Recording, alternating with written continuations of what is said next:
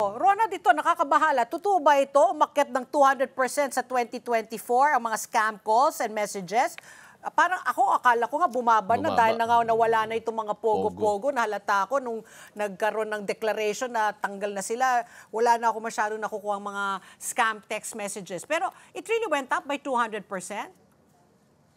Well, iba kasi yung feel po nung iba yung kumbaga environment before the State of the Nation address and after the State of the Nation address, no? Before nung State of the Nation address, before nung pagpapasara, yung announcement na ititigil ang lahat ng mga POGO operations, talagang sobrang dami pa rin nung mga kaso ng spam text, spam calls, ng mga scam messages, etc.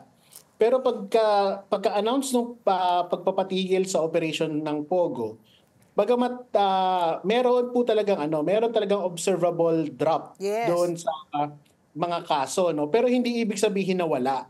So meron pa rin pangilan-ngilan at actually ang isang maobserbahan natin, nag-lessen doon sa SMS, doon sa mga text messages, pero marami yung call, marami yung nagme-message gamit yung mga iba't ibang messaging apps. Halimbawa yung Telegram, yung Viber, yan yung ginagamit nila. Tapos nagbalikan doon sa mas traditional. Dati kasi 'di ba sa email talaga kumakalat yung mga scam. Ngayon nandiyan na sila ulit sa mga email, no? So totoo merong pagtaas, pero ibig sabihin merong pagbabago doon sa manner kung paano nila sinasagawa yung mga pang-i-scam.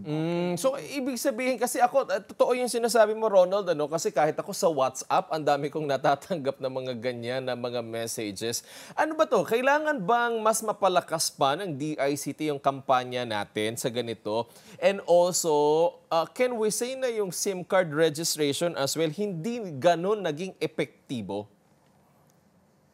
Well, yung in fairness to DICT, noong nilutang sa Senado yung posibilidad na i-amend yung SIM registration, sinabi na natin sa kanila na kahit anong klaseng amendment pa yung i-introduce natin sa kahit anong batas pa yan, kung hindi rin ito properly na i-enforce, talagang kumbaga masasayang yung batas, magiging kapos yung reach ng batas, no?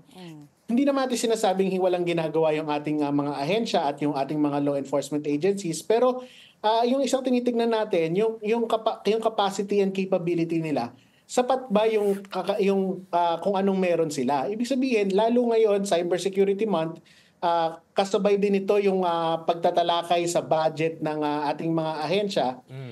Tingin ko dapat isaalang-alang din sa pagpaplano ng budget kung paano mas ma-epektibong makakatugon yun hong ating mga government agencies at law enforcement agencies, yung isa lang natin, yung messaging apps talaga, kailangan talagang pag-aralan kung paano rin ito magiging mas safe. And based dun sa huling pakikipag-usap naman natin, we had the opportunity to have a discussion with DICT, binabanggit nila, pinapatawag na nila yung mga iba't ibang messaging platforms.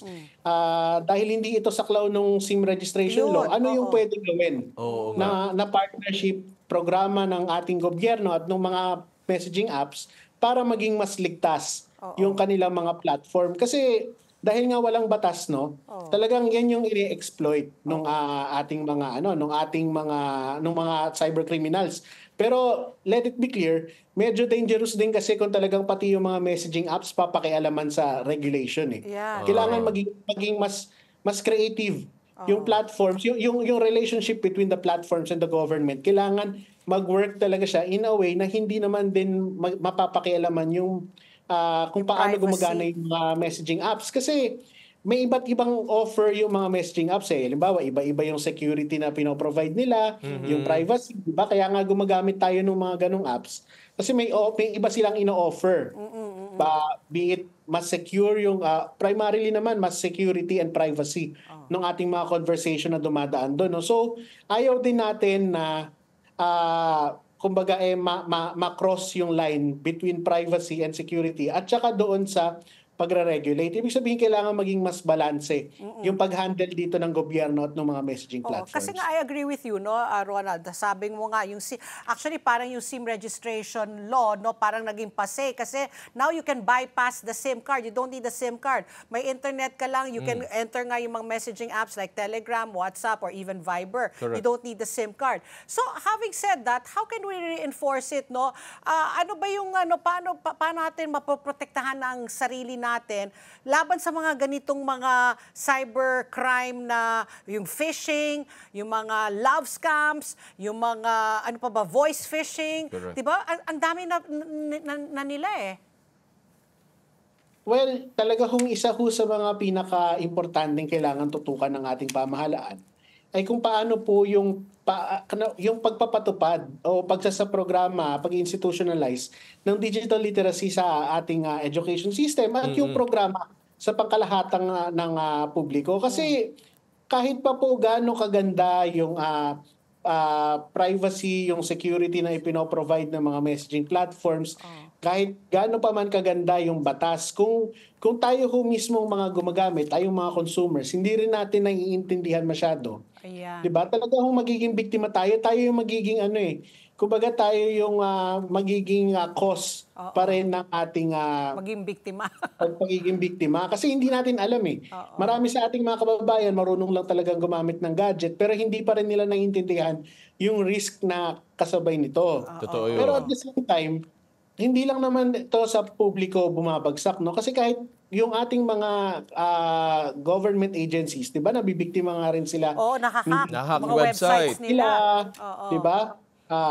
So, meron talagang kinakailangang pagpapataas ng level ng kaalaman ng sa taong bayan tungkol sa risk at kung paano talaga gumagana yung digital technology. Kasi pag hindi natin naiintindihan, alam lang nating maglalagin ka, pasok mo yung credentials mo, email, password, etc. After nun, wala na tayong pakialam kasi hindi natin naiintindihan, talaga mabibiktima tayo. Pero syempre, kailangan din ho na maging tayo, no? Kailangan din ho na maging mas mapagsuri tayo bilang mga consumers. Kasi kung wala kang sinalihan, hindi ka mananalo eh. Hindi ho ba? So kung merong nagpadala sa iyo na ikaw ay nanalo, ikaw ay napili, pag-isipan mo maigi kasi kung hindi ka talaga mananalo kung wala kang sinalihan, no? Correct. At ang maganda po diyan, kahit po hindi kayo na biktima, halimbawa, talagang naintindihan mo na scam to, attempt to para i-scam ka, at hindi ka nahulog sa patibong, i-report pa rin ho natin. Kasi tayo po na nakakaalam, maswerte ho tayo, hindi ho tayo basta-basta mabibiktima. Pero kung pinabayaan ho natin sila, talaga hong mabibiktima at meron po silang mabibiktima. Not unless mai-report ho natin sila, matrack sila ng ating mga law enforcement agencies at mahuli sila. Ayun. Sa ganung paraan ho, sa pagre-report ho natin, malaking tulong ho ito para ho ma-actionan ito ng ating mga law enforcement agencies. Yan ang magandang sinabi niya, digital literacy. Let's get together, Sunnet 25. Sunnet 25.